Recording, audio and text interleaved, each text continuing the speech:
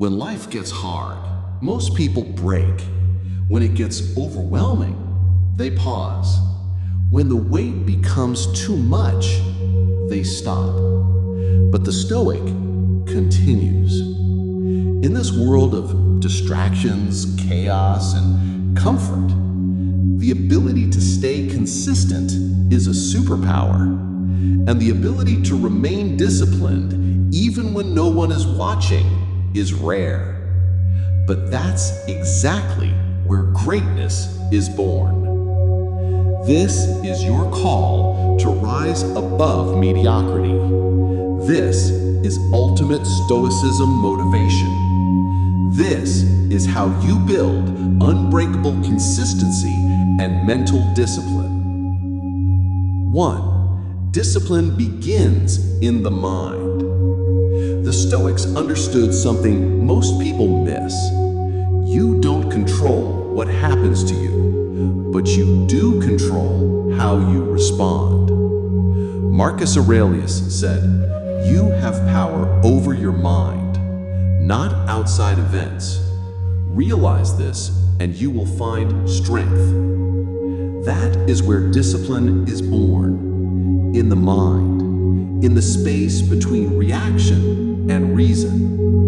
Before you can show up in the world with strength, you must first train your inner world with control. The mind that wanders is a slave, but the mind that returns to focus again and again, that's a Stoic mind. 2.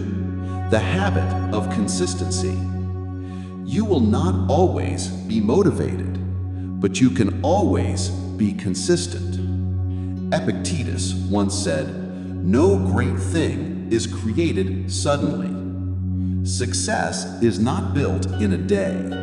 It is built day after day.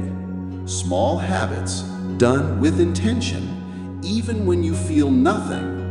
That is discipline. You don't rise to the level of your ambition. You fall to the level of your systems. And consistency is the system the Stoics mastered. Day in, day out. Not for applause, not for validation, because the work itself was the reward. 3. Pain is the training ground. You're going to face discomfort. It's not a question of if, but when. And most people run, but not you. Seneca wrote, "Difficulties strengthen the mind, as labor does the body." Discipline is forged in fire. The cold showers, the early mornings, the lonely nights, the hard conversations. This is where your character is formed. Every time you endure what others avoid, you are sharpening your soul. You're not punishing yourself. You are preparing yourself. 4. Ignore the applause. The Stoics didn't chase recognition. They didn't need the spotlight. They needed only one thing: excellence. Marcus Aurelius reminded himself daily, just that you do the right thing, the rest doesn't matter.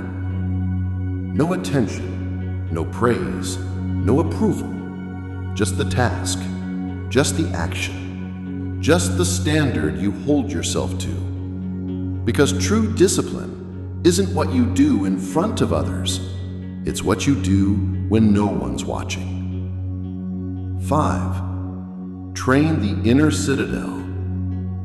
There will be moments when everything around you feels like it's falling apart.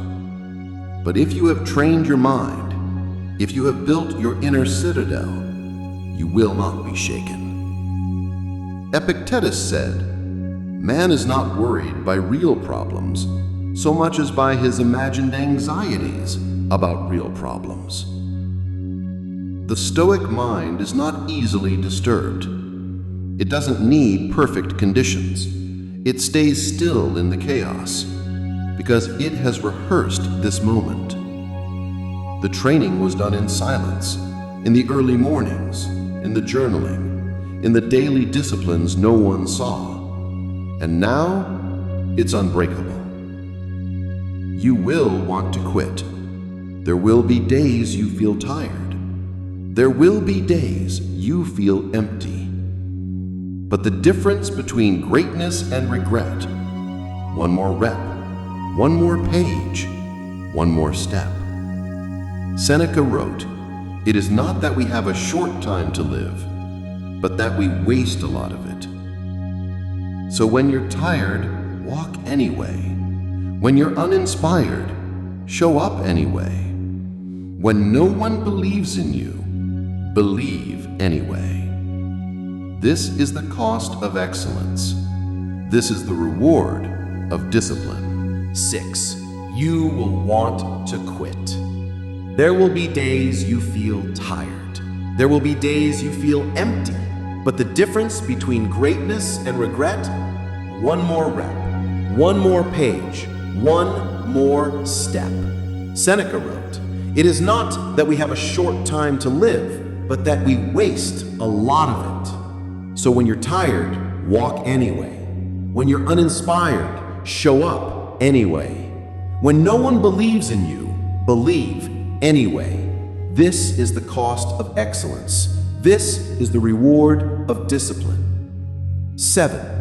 Purpose over pleasure. Modern life is full of pleasure, instant gratification, comfort, distractions. But the Stoic path demands more. It demands purpose over pleasure. It demands you say no to comfort now so you can say yes to fulfillment later. Marcus Aurelius said, "Ask yourself at every moment, is this necessary?" Discipline is the ability to say, "I don't need this now. I'm building something greater." You don't get stronger by doing what's easy. You grow by doing what's necessary. 8. Let your actions speak. The Stoic doesn't talk about what they're going to do. They do it. They don't need to announce it. They let results speak. Epictetus said, "Don't explain your philosophy, embody it." You don't need to convince the world of your greatness. You just need to become it. You don't need motivation from others. You need to be the one who inspires others through action. And the moment you decide to live this way, to show up without fanfare, to grind without applause, to persist without pity, that's the moment you step into your true power. Finally, you are the standard. You are not like the rest. You are not here to dabble. You are here to build something that cannot be broken. Discipline is not a punishment. It is the highest form of self-respect. Consistency is not boring. It is the quiet path that leads to everything you desire. The Stoics didn't wait for perfect conditions. They didn't wait for motivation. They lived with intention. They moved with purpose. And now, so will you. Let this be your standard, to show up when others quit, to remain focused when others are distracted, to build habits when others make excuses.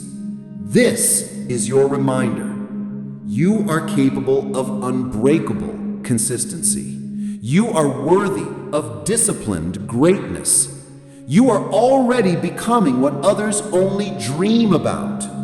This is ultimate Stoicism motivation. This is how you build a life no one can take from you. You've heard the words, you felt the fire. Now, what comes next is not inspiration, it's execution. The Stoics didn't sit around waiting for motivation.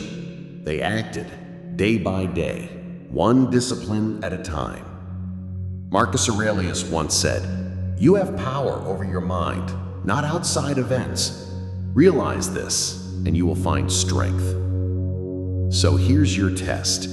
Will you act when no one is watching? Will you choose the harder path even when ease calls your name? Will you rise again, even when yesterday nearly broke you? Remember, discipline is not a grand moment. It's 1,000 small choices. It's rising, beginning, repeating. If you want to be unstoppable, if you want to become unshakable, then start now, not tomorrow. Not when it's perfect, not when it's convenient. Start right now. Take control of the only thing you truly own, your will. You are the standard. Act like it.